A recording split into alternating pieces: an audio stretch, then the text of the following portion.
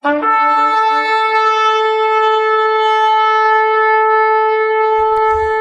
bienvenue pour cette nouvelle vidéo. Aujourd'hui, je vais parler des origines païennes et idolâtres de la main de protection.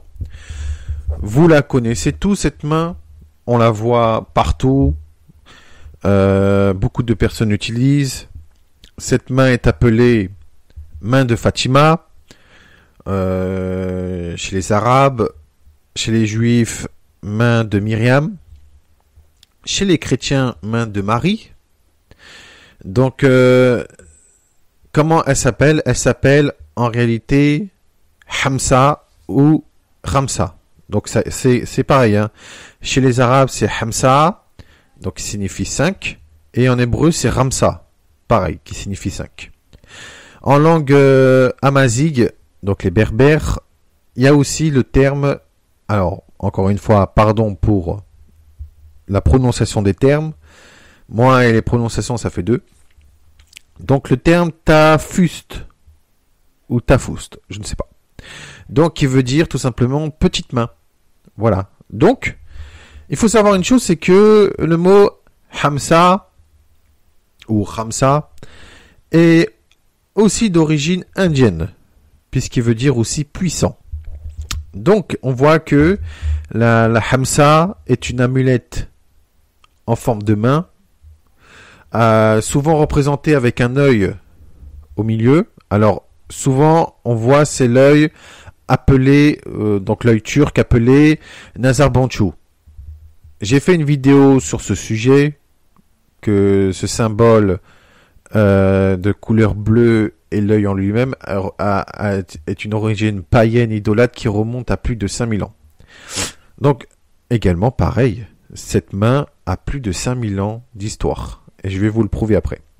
Donc on voit souvent les mains avec un œil bleu, le Nazar Banchou, censé préserver du mauvais œil ou de la jalousie ou quoi que ce soit, comme le Nazar Banchou.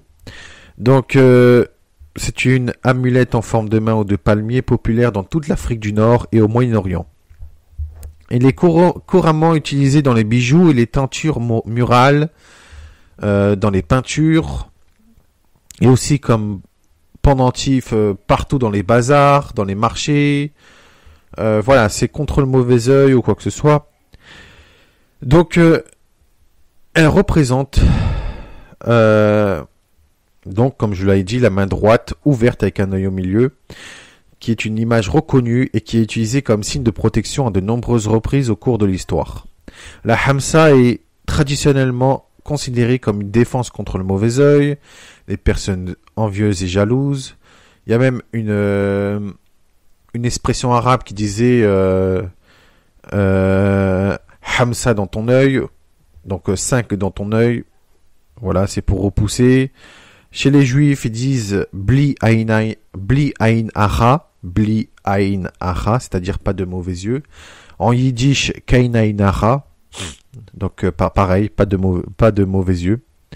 Donc on voit que la main droite avec le 5 fait référence à cette formule de protection. Donc la Hamsa fait également référence chez les Arabes comme chez les Juifs et les Berbères aux images des 5 doigts de la main. Donc chez les Arabes, ils disent que la main de Fatima, donc la Hamsa, représente les 5 piliers de l'islam, ou qui représente la main de la fille de Mohammed, donc Fatima. Puis elle représente aussi, elle est censée représenter Mohammed avec ses femmes, ses filles, ses compagnons et ses enseignements ou quoi que ce soit. Donc voilà, chez les Juifs, elle est censée représenter la main de Myriam, donc la main de la sœur de Moïse et d'Aaron. Mais également, ils ont fait référence à un passage biblique qui disait que l'Éternel a sauvé les Hébreux d'une main puissante et d'un bras étendu. Donc, quand ils ont vu que c'était une main puissante, ils ont dit, ce symbole représente la main de Dieu qui préserve et protège. Et chez les chrétiens, ils ont vu cette main en la main de la Vierge Marie. Voilà. Donc, vous voyez, cette main a été reprise dans les 3 religions monothéistes. Donc, il n'y a pas uniquement dans les 3 religions monothéistes, puisqu'on retrouve également la main droite, ce symbole, dans le bouddhisme et dans l'hindouisme. N'oublions pas que l'hindouisme est l'une des religions les plus vieilles du monde, et que cette main est connue sous le nom de Abhaya Mudra, qui est tout simplement un geste d'intrépidité, qui est un mudra. Donc mudra, c'est geste de réconfort et de sécurité qui dissipe la peur et accorde la protection divine et la béatitude dans de nombreuses religions indiennes. Donc là, vous voyez, la Hamsa est censée avoir une protection divine, puisque c'est censé être la main, enfin, entre guillemets, la main de Dieu, la main du divin. Moi, j'y crois pas du tout. Et dans le bouddhisme et dans l'hindouisme, ils disent bien que c'est pour accorder la protection divine. Donc, vous voyez, la main droite est censée être tenue debout et la paume est tournée vers l'extérieur. C'est l'un des premiers mudras trouvés représentés sur un certain nombre d'images hindoues, bouddhistes, jainistes et sikhs. Donc, le sikhisme, c'est une religion qui est entre l'hindouisme et l'islam. C'est un mélange d'hindouisme et de l'islam. Donc voilà. Donc, l'Abhaya Mudra, donc le fameux mudra, le geste, représente la protection, la paix, la bienveillance et la dissipation de la peur. Le dieu Shiva, enfin l'idole Shiva, sous la forme de Nataraja, donc c'est le fameux Shiva dansant, donc qui danse et se réjouit de la destruction de l'univers. Bon, c'est comme ça. Bon, ça c'est leur tradition, hein. Donc le Shiva sous la forme de Nataraja est représenté avec la seconde main droite faisant l'Abhaya Mudra, accordant donc une protection contre le mal, le mauvais œil, l'ignorance et contre toutes sortes de mal à ceux qui suivent la justice du Dharma.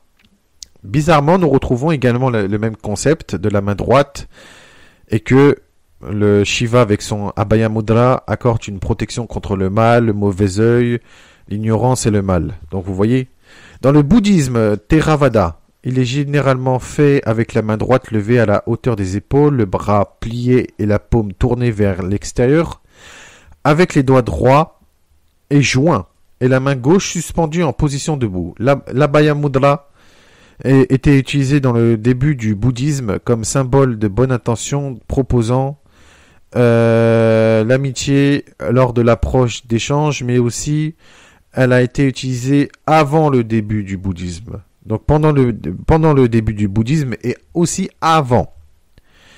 Puisque tout simplement, ce symbole existait déjà dans les religions polythéistes puniques, libyques, où il était associé à la déesse Tanit, mais aussi Ishtar, avant qu'il ne soit adopté par les juifs, les musulmans, les chrétiens, les bouddhistes, les hindous et quoi que ce soit. Donc, il faut savoir une chose, c'est que cet objet a une origine de plus de 5000 ans. Voilà. Donc l'utilisation précoce de la Hamsa remonte à l'ancienne Carthage, donc aujourd'hui la Tunisie, et à l'ancienne Afrique du Nord et de la péninsule ibérique, donc Espagne et Portugal. Mais il n'y a pas que ça également, c'est que ils ont retrouvé des symboles de la Hamsa depuis le 8e siècle avant notre ère, donc avant Jésus-Christ, contenant une inscription de la main ressemblant à une Hamsa qui a été découverte à Khirbet el-Kom.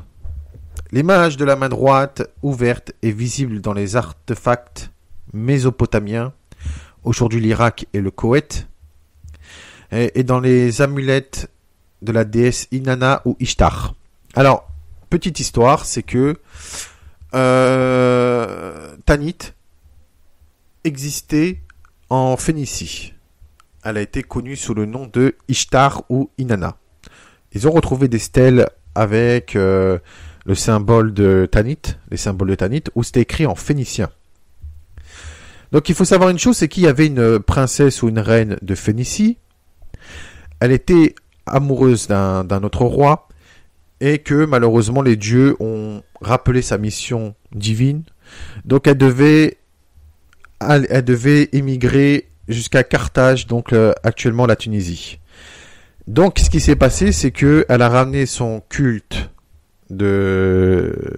d'Ishtar, d'Inanna, et quand elle est arrivée là-bas, c'est que elle a été elle-même identifiée à Tanit. Donc qu'est-ce qui s'est passé, c'est que en réalité, la main représente tout simplement Ishtar ou Inanna, puisque regardez dans la photo de la vidéo, je vous ai mis la déesse Ishtar ou Inanna. Donc là, je vous ai mis à gauche une peinture censée la représenter, et à droite une statue qui est de l'époque d'avant, qui a été gardée jusqu'à aujourd'hui. Donc on voit bien qu'elle a les deux mains levées.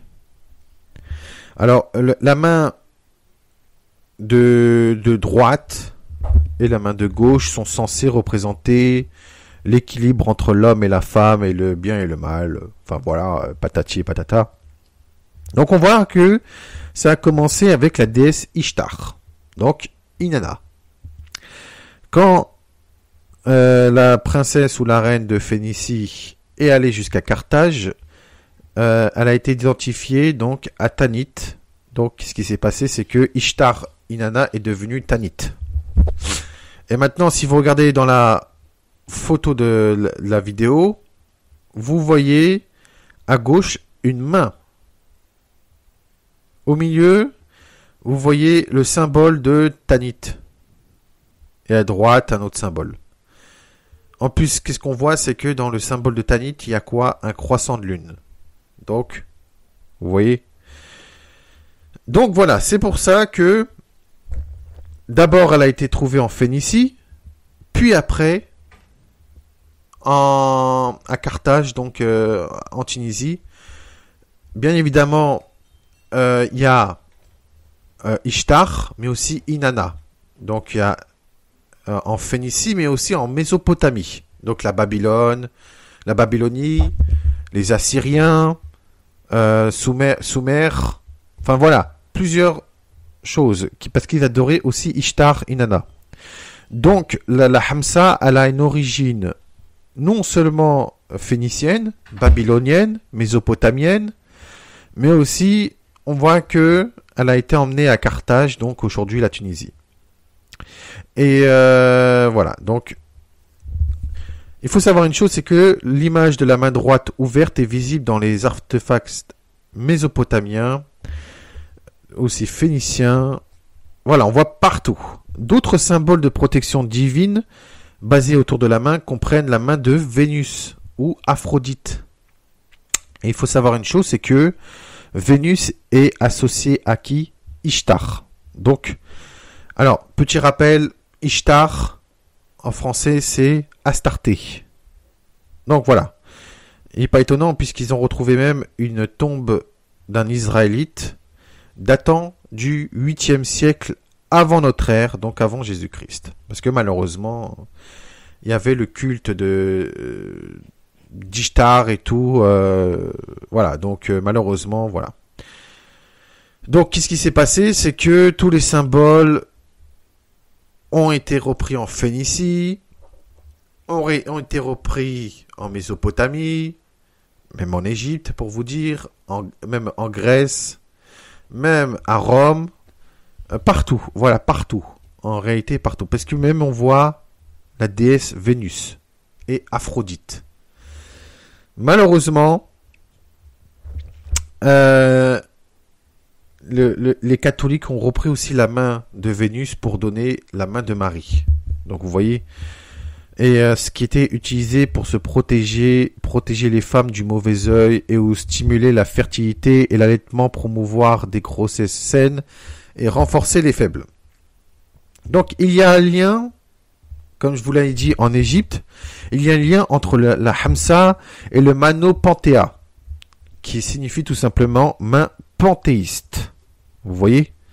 Puisque c'est le Mano Panthéa, la Mano Panthéa est une amulette connue des anciens Égyptiens, sous le nom de 2 doigts, car elle préservait également contre le mauvais œil.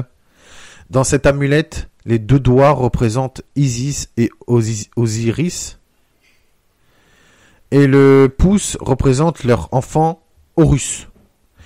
Et ce qu'on voit dans la main de Hamza, on voit un œil bleu, le Nazar Bonchou.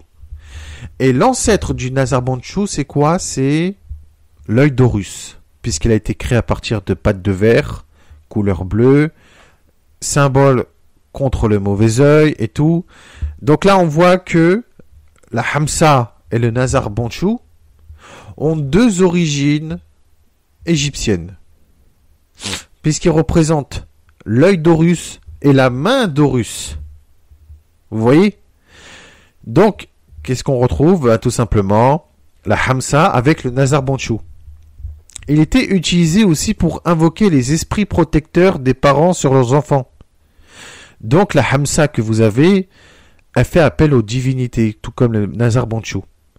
Les origines de la Hamza remontent à Carthage ou en Phénicie, où la main, dans certains cas la vulve, pour vous dire, de la divinité suprême Tanit a été utilisée pour aussi conjurer le mauvais œil. Donc voilà, nous voilà. Elle a une origine égyptienne, phénicienne, mésopotamienne, et ainsi de suite.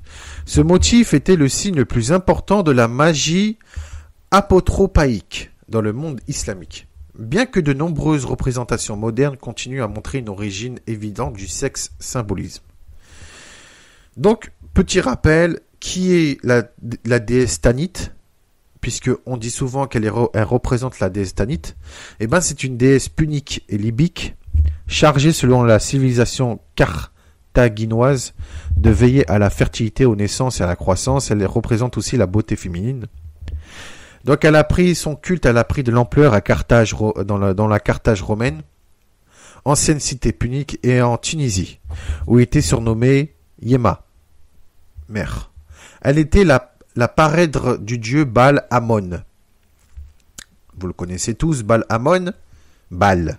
Donc vous voyez, les Baal et les Astartés. Donc la Hamza représente les Baal et les Astartés.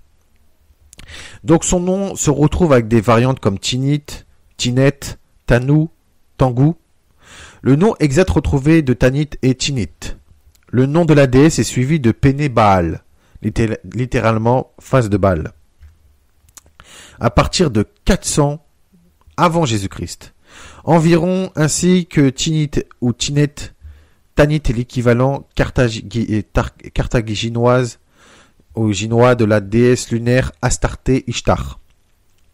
Ainsi, des spécialistes parlent de Tanit Astarté. La déesse Tanit a été aussi représentée par les Romains comme une forme particulière de Ionon. Donc Ionon Caelestis, vite devenu Caelestis. Donc selon certaines sources, Didon ou Didone, Elisha, princesse phénicienne, reine de Carthage, serait aussi un avatar de Tinit, donc de Tanit. De nombreux noms figurent dans la légende grecque de Didon ou Didon, sont d'origine phénicienne, donc probablement repris des récits phéniciens. Donc vous voyez, en Égypte, le nom de Tanit signifie terre de Net. Net était une déesse de la guerre, tout comme Astarté était une déesse de l'amour et de la guerre. Vous voyez? Donc Tanit est aussi une déesse de la guerre. Le sanctuaire de Tanit creusé dans Sarefat ou Sarepta, dans la Phénicie du Sud, actuel Liban, a révélé une inscription qu'il a identifiée pour la première fois à la déesse phénicienne Astarté, donc Ishtar. Aussi plusieurs déesses grecques importantes comme Didon, qui ont été assimilées à Tanit par le syncrétique Graeca Interpretatio, qui reconnaît comme des divinités grecques des dieux et de la plupart des cultures non hellènes environnantes. Ainsi, nombre de peuples et de cultures ont assimilé et partagé le culte punique de la déesse Tanit sous différentes formes ou appellations, probablement grâce aux voyages, aux colonies et aux comptoirs phéniciens de Méditerranée. Donc grec, romain, berbère, égyptien, espagnol, sicilien, chypriote, etc. Vous voyez comment ça va loin ce symbole? Outre son sanctuaire à Sarepta, l'un des endroits où le culte de Tanit a été découvert était Kerkouane, dans la péninsule de Cap-Bon, en Tunisie. En Tunisie, plusieurs rues portent son nom, notamment à Carthage et à Tunis, donc le nom de Tanit. Tanit était adoré dans le monde punique en Méditerranée occidentale, de Malte à Gadès, ou Gads, futur Cadiz au sud de la péninsule ibérique, à l'époque hellénistique. À partir du 5e siècle avant Jésus-Christ, le culte de Tanit est donc associé à Baal Amon, le dieu principal de Carthage, lui aussi assimilé au dieu Chronos ou Saturne. Et attention, ce que faisaient Chronos et Saturne, c'est qu'ils faisaient des sacrifices d'enfants. Tout comme Tanit. Eh oui. Les anciens berbères d'Afrique du Nord ont également adopté le culte punique de Tanit. Dans la Tunisie actuelle, le souvenir du culte de Tanit et Baal reste présent dans quelques régions. On parle de culture Baali, pour dire culture non irriguée. Sans doute pour montrer qu'elles dépendent uniquement du dieu Baal Amon, où l'on chante à l'adresse de Oumouk Tangou. Donc muni d'une poupée ou d'un bâton entouré de chiffon pour que la pluie vienne. Donc n'oublions pas que Tanit, aka Ishtar, est représenté aussi par une déesse de la fertilité ou quoi que ce soit. Les origines de Tanit se trouvent au panthéon d'Ougarit, dans le nord de la Syrie, en particulier chez la déesse Ougarit Anat, une consommatrice de chair et de sang. Il existe des preuves importantes, bien que prêtant à interprétation, à la fois archéologique et dans certaines sources écrites liées au sacrifice d'enfants dans le cadre du culte de Baal Amon et de Tanit qui lui est associé. Malheureusement, les anciens Israélites adoraient Baal, Astarté et Moloch et faisaient malheureusement aussi des sacrifices d'enfants. Donc, ça existait aussi à Canaan, dans la Phénicie, voilà, partout. Bien évidemment, ces objets sont aussi des ex-voto. Alors, qu'est-ce que c'est qu'un ex-voto? C'est une offrande faite à un dieu en demande d'une grâce ou d'un remerciement d'une grâce obtenue à l'issue d'un vœu, donc votum, formulé en ce sens. Dans la photo de la vidéo, je vous ai fait montrer une photo de ex-voto de la main de la Vierge Marie. Preuve que les catholiques ont repris cette tradition, puisque selon la tradition, la notion d'ex-voto est originellement en corrélation avec celle des divinités. Il serait donc possible d'en faire remonter la notion dès les ères néolithiques ou dans les civilisations égyptiennes et mésopotamiennes. Mais pas que. Cet objet est parfaitement assimilé en Gaule romaine, particulièrement dans le cadre du culte de l'eau et des divinités guérisseuses. Donc, les catholiques ont repris aussi cette tradition de ex-voto, et en vrai, c'était une tradition polythéiste. Et bien évidemment, ces mains de Fatma, donc les mains de Fatima, les Hamsa, sont aussi des ex-voto, puisque vous allez dans les pays du Maghreb, vous voyez des cultes qu'ils accordent à cette fameuse main, et qu'il y en a qui offrent cette main à des divinités, certains même à Allah. Vous voyez? Donc, et n'oublions pas que Tanit, tout comme Astarté Ishtar, ils sont représentés également par un croissant de lune. Et n'empêche que il y a aussi ce culte de Tanit était en Tunisie, Afrique du Nord, donc censé être islam. Donc voilà. Après, nous retrouvons cette main dans plusieurs endroits. Par exemple, ils ont retrouvé des artefacts, mais aussi des stèles, des cunéiformes, mais aussi des sceaux sumériens. Dans la photo de la vidéo, ils ont réussi à trouver un sceau sumérien qui était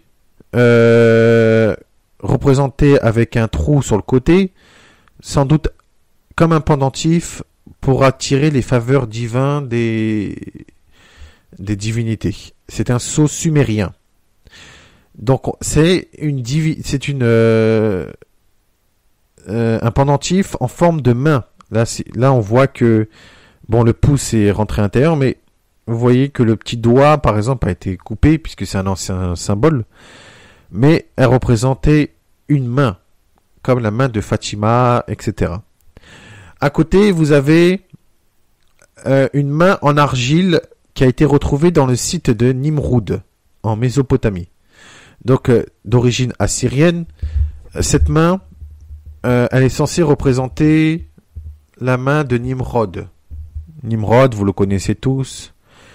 Donc voilà, Nimrod était, selon la tradition, était un chasseur.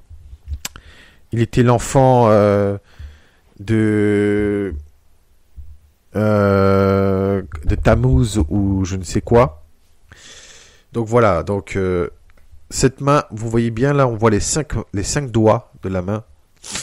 Donc on voit que le culte de la main existait déjà. Et ensuite, là, pour finir, vous avez une stèle de l'époque romaine comme Abu Bilo.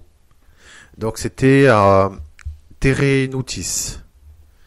C'est-à-dire que en Basse-Égypte, du delta occidental, donc entre 250 à 299, nous voyons un homme vu de face, debout, bras levés, avec les mains avec les doigts qui sont tout simplement joints, avec une tunique et qui est flanqué. Ensuite, nous voyons à côté, nous avons Anubis, qui est tout simplement représenté par un chien. Donc ça c'est le dieu Anubis. Donc un chien assis. Et ensuite vous avez à côté Horus, représenté par un faucon et un disque solaire. Et là, ce que nous voyons, c'est que il y a des écritures grecques. Ces stèles représentent également l'ensemble de la religion gréco-romaine et égyptienne en une seule stèle. Donc on voit que la main aussi a des influences égyptiennes, grecques et romaines. Donc voilà les amis. Maintenant vous savez que signifie cette main. Elle a plus de 5000 ans d'histoire. Tout comme le Nazar Bonchou, qui lui aussi a une histoire de 5000 ans. Là on voit bien quand même que cet objet était un objet idolâtre. Moi aussi j'étais tombé dans le piège bien avant. J'utilisais des mains comme protection contre le mauvais œil. Mais l'Esprit de l'Éternel m'a fait montrer la vérité. Quand j'ai su la vérité, j'ai complètement abandonné ces pratiques. Bon, je demande pardon à l'Éternel d'avoir utilisé des objets comme ça. Il faut savoir une chose, c'est que quand vous achetez ces genres d'objets, ce n'est pas la protection que vous avez, mais c'est souvent le sens contraire, c'est-à-dire que vous avez tout simplement, vous avez pas de la protection, mais que des problèmes et tout, parce que tout simplement, ce sont des objets de superstition et des objets idolâtres, et l'Éternel ne veut pas ça, il ne veut pas que vous ayez ça dans votre vie. Donc, comme le Nazar Bonchou que j'ai fait la précédente vidéo, ces objets datent de 5000 ans et ce sont pas des objets de protection, mais ce sont des objets cérémoniels en l'hommage des dieux et des déesses, mais aussi pour invoquer des dieux et des déesses. Donc quand vous avez ces mains ou les yeux là de Turc, n'importe quel œil aussi, vous invoquez et vous rendez hommage à des divinités qui datent plus de 5000 ans. Voilà, shalom à tous, merci de m'avoir écouté et à très bientôt. Merci.